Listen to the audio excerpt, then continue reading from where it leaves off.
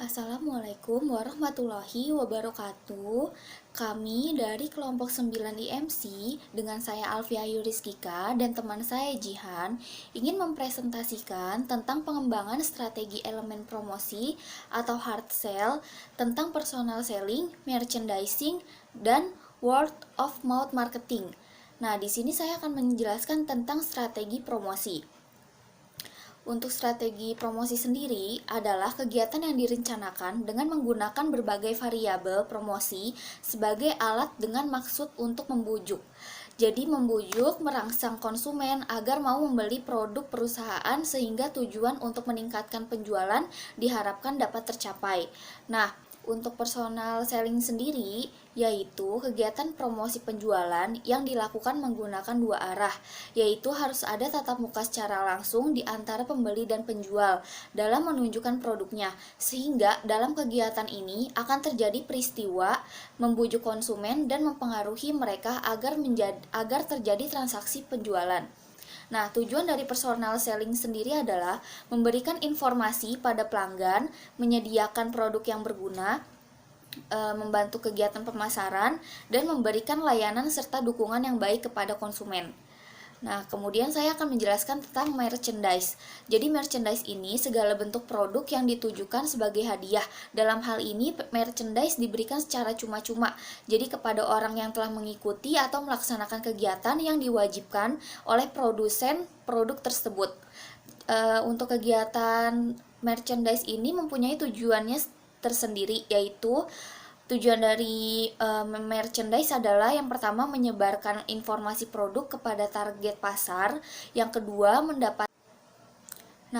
tujuan diadakannya teknik merchandise ini yang pertama adalah untuk menyebarkan informasi produk kepada target pasar, yang kedua untuk mendapatkan kenaikan penjualan dan profit laba, yang ketiga untuk mendapatkan pelanggan baru dan menjaga kesetiaan pelanggan, yang keempat untuk menjaga kestabilan penjualan ketika terjadi lesu pasar, dan yang terakhir membedakan serta mengunggulkan produk dibanding produk pesaing.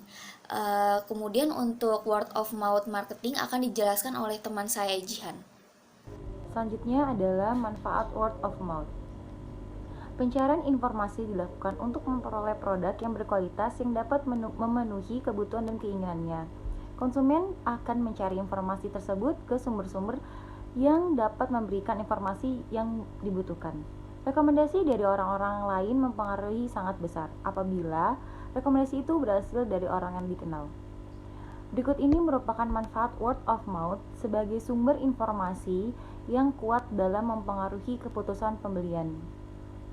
Word of mouth adalah sumber informasi yang independen dan jujur.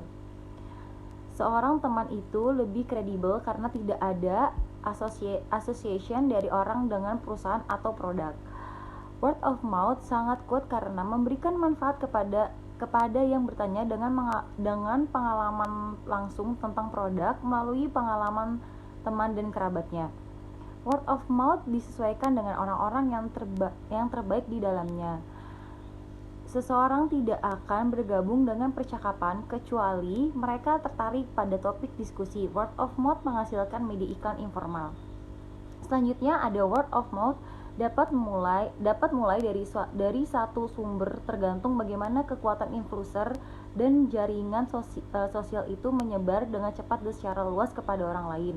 Word of mouth tidak dibatasi ruang atau kendala lainnya seperti ikatan sosial, waktu, keluarga, atau hambatan fisik lainnya. Selanjutnya ada beberapa dimensi dan elemen word of mouth. Menurut Cernovich 2009, terdapat 5 dimensi atau elemen dasar word of mouth. Salah satunya adalah talker atau pembicara.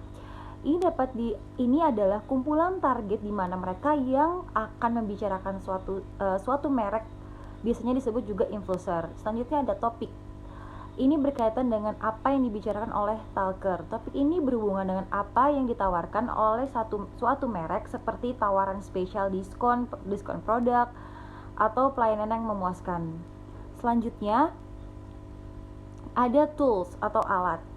Ini merupakan alat penyebaran dari topik dan talker. Topik yang telah ada juga membutuhkan suatu alat yang membantu agar topik atau pesan dapat berjalan. Selanjutnya ada talking part atau partisipasi.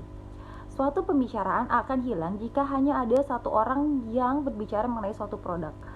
Maka perlu adanya orang lain yang ikut serta dalam percakapan agar word of mouth dapat terus berlanjut.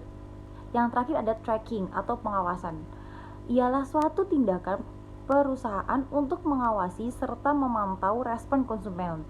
Hal ini dilakukan agar perusahaan dapat mempelajari masukan positif atau negatifnya konsumen, sehingga dapat begitu perusahaan dapat belajar dari masukan tersebut untuk kemajuan yang lebih baik.